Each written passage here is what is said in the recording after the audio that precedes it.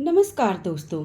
आज मैं आप सभी के समक्ष भाद्र मास के शुक्ल पक्ष की अनंत चतुर्दशी की कथा प्रस्तुत कर रही हूँ। सबसे पहले आप सभी को अनंत चतुर्दशी के पावन पर्व की हार्दिक शुभकामनाएं। भाद्रपद शुक्ल पक्ष की चतुर्दशी को अनंत चतुर्दशी के नाम से जाना जाता है। इस दिन श्री हरि विष्णु जी के अनंत स्वरूप की पूजा की जाती है। यदि कोई व्यक्ति इस व्रत को लगातार 14 वर्ष तक नियम पूर्वक करता है तो उसे विष्णु लोक की प्राप्ति होती है।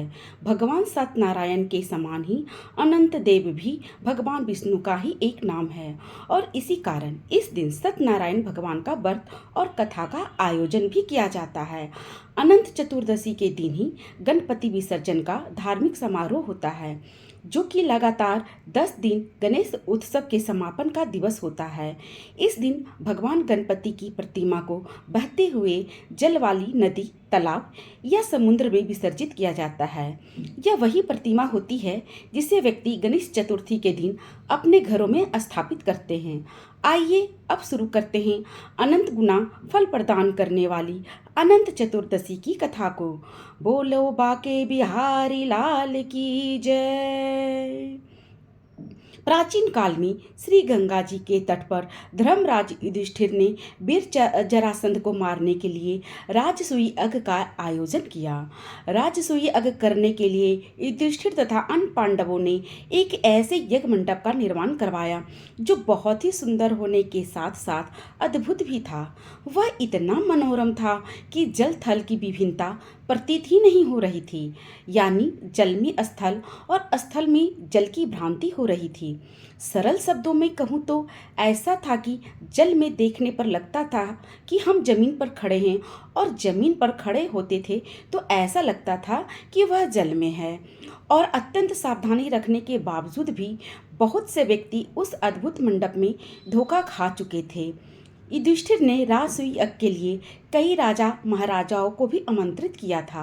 एक बार कहीं से टहलते टहलते धृष्टराज जी के पुत्र दुर्योधन भी उसी यज्ञ मंडप में आ गए और एक जल से भरे तालाब को स्थल समझकर उसमें गिर गए। संजोग से द्रौपदी अपनी दासियों के साथ वहीं पर उपस्थित थी और दुर्योधन को इस जल थल के भ्रम का शिकार होते देखकर उसे हंसी आ गई और उन्होंने बहुत मजाक उड़ाया और कहा, अंधे की संतान भी अंधी है, क्योंकि दुर्योधन के पिता धृतराष्ट्र जन्म से ही अंधे थे। द्रौपदी के इस ताने भरे उपहास से दुर्योधन बहुत नाराज हुआ था। यह बात उसके हृदय में बाण की समान चुभने लगी और अपने इस उपहास का बदला उसने पांडवों को धृतकीड़ा में हरा कर लिया। पराजित होने पर प्रतिज्ञा के अनुसार पांडवों को 12 वर्ष का वनवास भोगना पड़ा, जहां पांडव अनेक प्रकार के कष्ट सहते हुए बहुत कष्टपूर्ण जीवन जी रहे थे। एक दिन भगवान श्री कृष्ण जब उनसे मिलने आए तो युधिष्ठिर ने अपने कष्टपूर्ण जीवन के बारे में प्रभु को बताया और अपने दुखों से छुटकारा पाने का उपाय पूछा। तब श्री कृष्ण भगवान ने उपाय के रूप में उन्हें कहा, हे युधिष्ठिर, तुम विधि पूर्वक अनंत भगवान का व्रत करो, इससे तुम्हारे समस्त कष्ट दूर हो जाएंगे और तुम्हारा खोया हुआ राज पुनः प्राप्त हो जाएगा। जब युधिष्ठिर ने इस अनंत चतुर्दशी पर किए जाने वाले अनंत भगवान के व्रत का महात्म्य में पूछा तो इस बारे में श्री कृष्ण ने उन्हें एक कथा सुनाई, जो कि अनंत चतुर्दशी का व्रत करने वाले सभी व्रतधारियों को जरूर सुननी चाहिए। यदि कोई व्यक्ति व्रत ना कर पाए तो वह इस कथा के श्रवण मात्र से ही अनंत गुना फलों को प्राप्त कर सकता है। आइए शुरू करते हैं। प्राचीन काल में सुमंत नाम का एक तपस्वी ब्राह्मण था, जिसकी पत्नी का नाम दीक्षा था। उसकी एक परम सुंदरी, धर्मपरायण तथा ज्योतिर्मयी एक कन्या को जन्म दिया, जिसका नाम सुशीला था। सुशीला बड़ी हुई तो उसकी माता दीक्षा की मृत्यु हो गई। पत्नी के मरने के बाद सुमंत ने करकसा नाम की एक स्त्री से दूसरा विवाह कर लिया। सौतेली माता करकसा सुमंत की पुत्री सुशीला को पसंद नहीं करती थी और उसे तरह तरह के कष्ट प्रदान करती थी।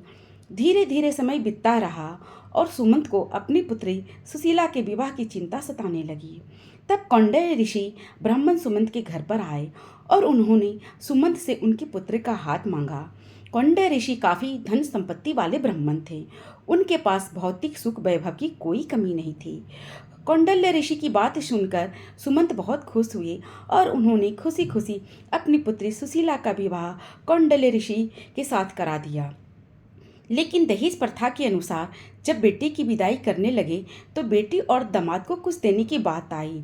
तब सौतेली माकर कसान ने अपने दामाद को कुछ ईंटें और पत्थरों के टुकड़े दे दिए। कौंडल्य ऋषि सौतेली माता के इस व्यवहार से बहुत दुखी हुए, लेकिन बिना कुछ कहे अपनी पत्नी सुशीला को लेकर अपने आश्रम की ओर चल दिए। परंतु रास्ते में ही रात हो गई, इसलिए वह एक नदी के तट पर रुककर संध्या पाठ करने लगे। सुशीला ने देखा कि उसी नदी के तट पर बहुत सी स्त्रियां सुंदर वस्त्र धारण कर किसी देवता का पूजन कर रही थी। सुशीला के पूछने पर सभी स्त्रियां ने उन्हें बताया कि वह श्री अनंत नारायण भगवान की पूजा कर रही है। और इस पर सुशीला ने पूछा कि यह अनंत नारायण भगवान कौन है। तब उनमें से एक स्त्री ने कहा, अनंत भगवान विष्णु भगवान कृष्ण के ही एक रूप हैं और शेषनाग के रूप में विद्यमान रहते हैं, अतः दोनों की सम्मिलित पूजा की जाती है। यह सुनकर सुशीला ने उससे पूछा, इस व्रत का क्या नाम है। सुशीला के पूछने पर स्त्रियों ने उसे विधिपूर्वक अनंत व्रत की महत्ता बताई। अनंत व्रत की महत्ता को सुनकर सुशीला अत्यंत प्रभावित हुई और उसने पूछा, यह अनंत भगवान कौन है। तब स्त्रियों ने बताया, अनंत नारायण भगवान श्री हरि विष्णु जी का ही एक रूप है और जो भी व्यक्ति इस अनंत व्रत को करता है उसे अनंत गुना फल की प्राप्ति होती है। यह सब सुनकर सुशीला ने अनंत व्रत का अनुष्ठान किया तथा 14 गांठों वाला डोरा हाथ में बांधकर ऋषि कौंडल्य के पास आ गई, क्योंकि व्रत धारण करने वाले को अनंत डोरा अपने हाथों में बांधना जरूरी होता है।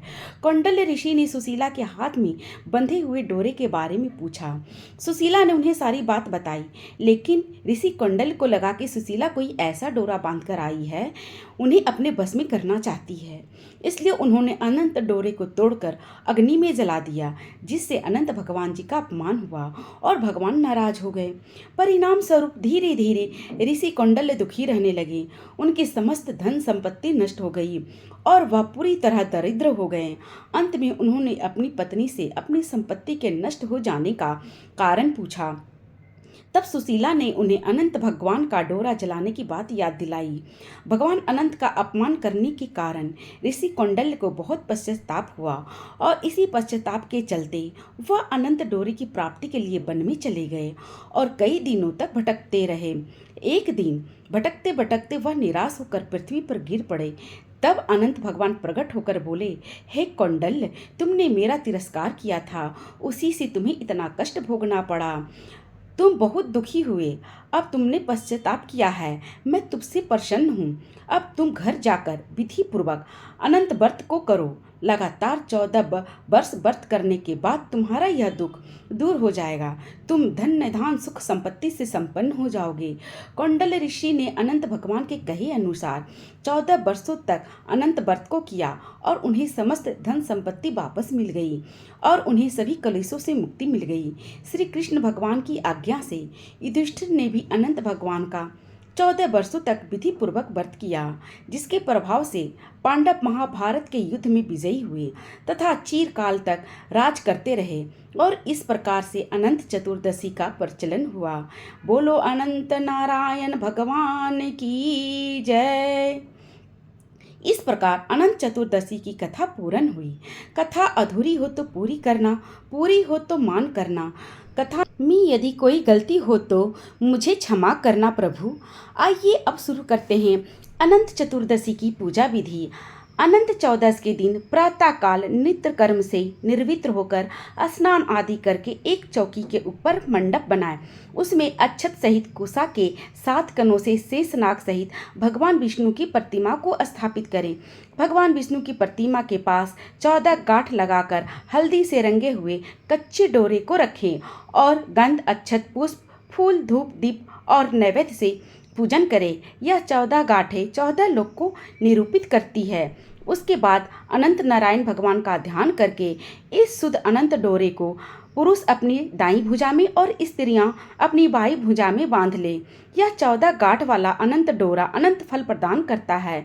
भगवान विष्णु की पूजा करने के पश्चात विष्णु भगवान जी के 108 नामों का पाठ भी करें तो इससे मन वांछित फलों की प्राप्ति होती है और भगवान श्री हरि विष्णु प्रसन्न होकर सुख संपदा, धन निधान, अष्ट वैभव, लक्ष्मी पुत्र आदि सभी प्रकार के सुख प्रदान करते हैं।